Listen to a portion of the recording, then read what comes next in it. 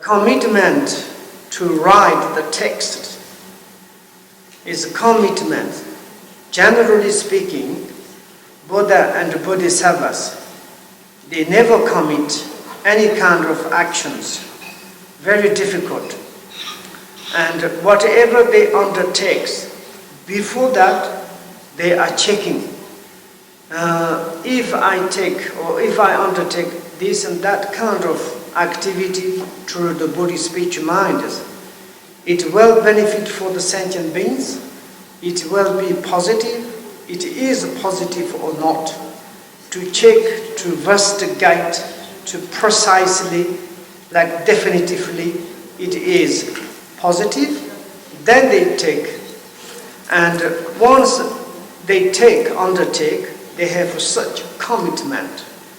And these activities, maybe it is a big, large, difficult to do it, but they never ever give up.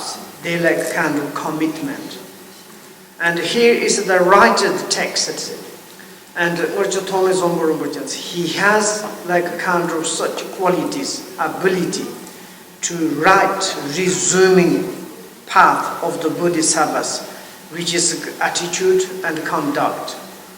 And then it's like, I'm going to write this Bodhisattva's path, practice, which is the how about the Bodhisattvas. The attitude and conduct. I know very well, I'm going to write this book, but maybe it's not easy, and I need to, maybe to concern, to read many books, or maybe it's like he needs to go like to remember everything. And maybe it's, of course, he's taking kind of humbled, but it's like kind of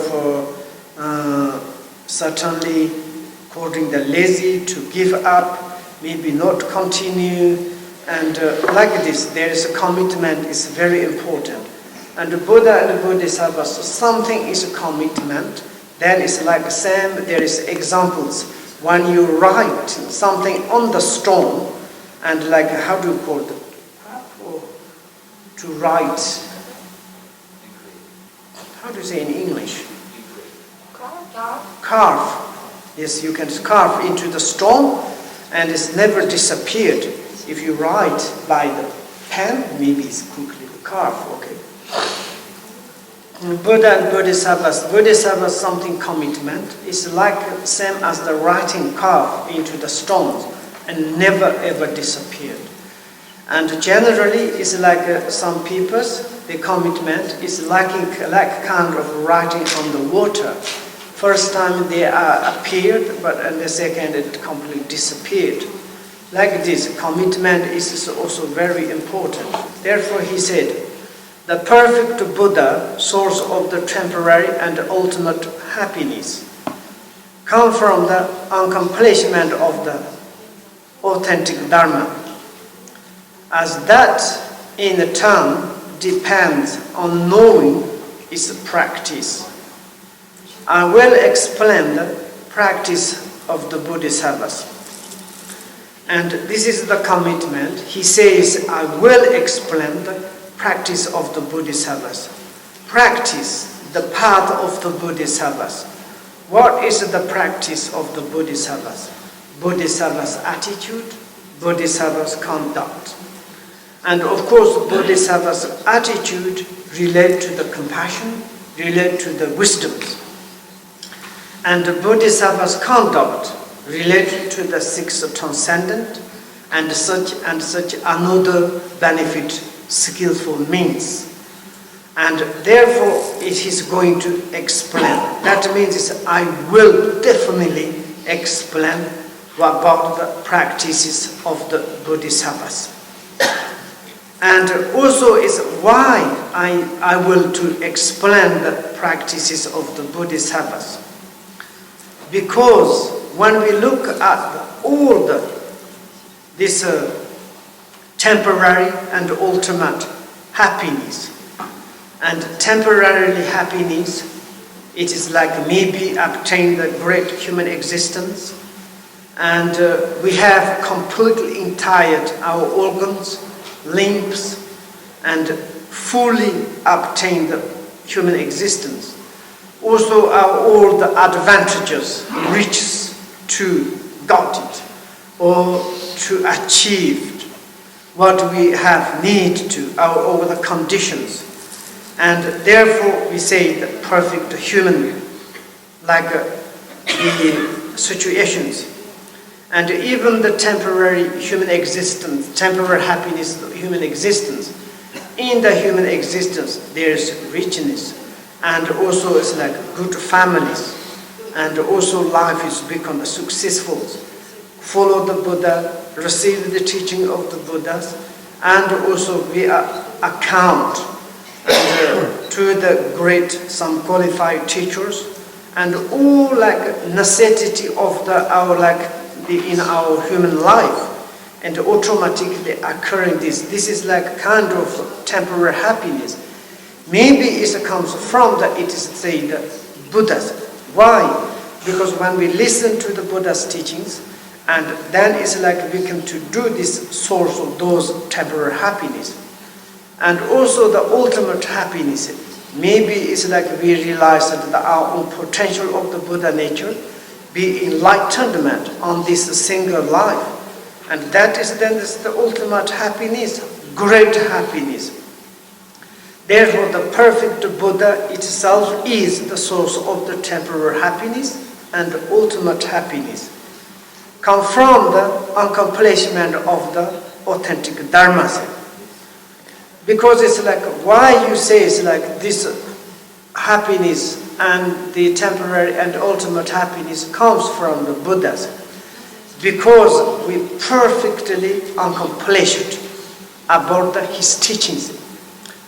And his teaching, which is the authentic dharmas, and 84,000 teachings, as I said in the beginning, it is the antidote for our disturbing emotions.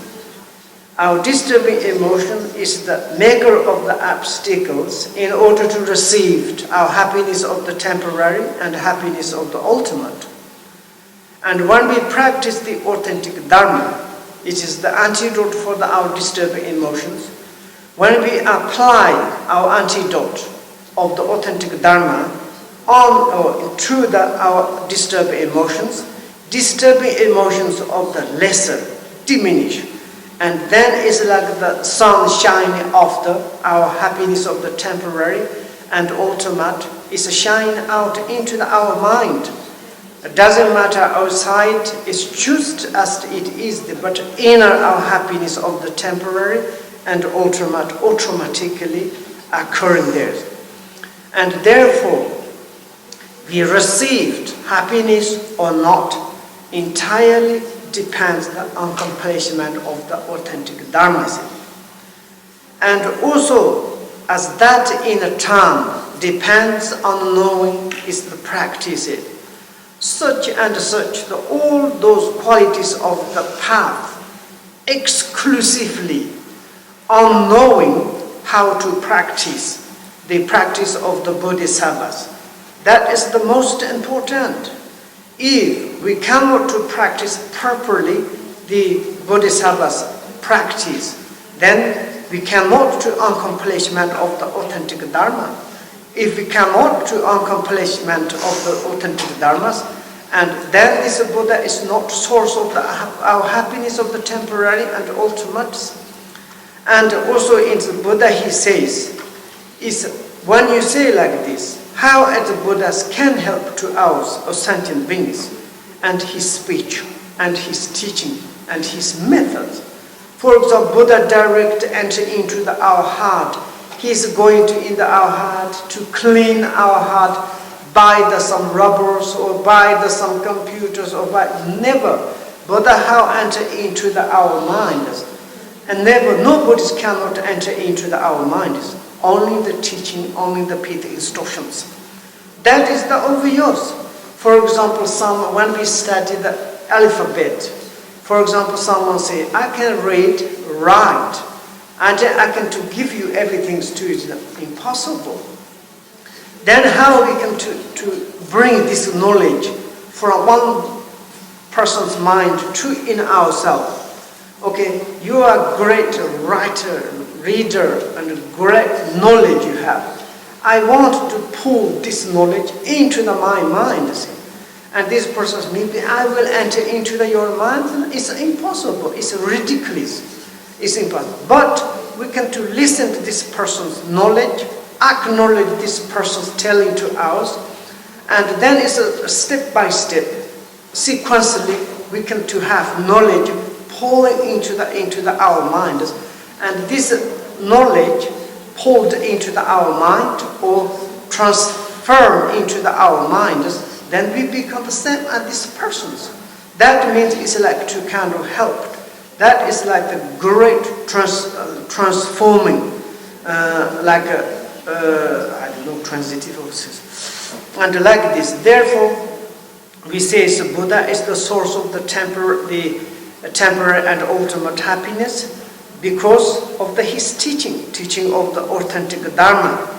If we accomplishment of the authentic Dharmas, and then it's like all our happiness of the temporary and ultimate is automatically to occur in our body, speech, minds. And also, in order to do the accomplishment of the authentic Dharma, is entirely depends on knowing how to practice the Bodhisattvas. And therefore, many people, there are confusions because how to practice Bodhisattvas path, practice of the Bodhisattvas, which is the Bodhisattva's attitude, which is the Bodhisattva's conduct. And that is very much is difficult. Then is here says, I will explain for you and about the practice of the Bodhisattvas, which is I think is the conduct, attitude. Maybe attitude included the compassions, motivations, the movement of the mind of the positive aspect, and that is intelligent or the wisdom aspect of the impartial wisdom or the non-conceptual wisdoms. And this is true how we can to develop in our mind this impartial compassion, non-conceptual wisdoms. And this both in the relatively when we develop this impartial compassions enhanced by the non-conceptual wisdoms, and then is our mind is become extraordinary, and there is such movement occurring into our minds, and that is like our mind is become the great, our mind is the benefit for ourselves, benefit for sentient beings. According to this attitude, we have such and such conduct body, conduct the world, related to the sixth transcendent or the 10th transcendent. And like a kind of for example, we can say the transcendent of the generosities and so on.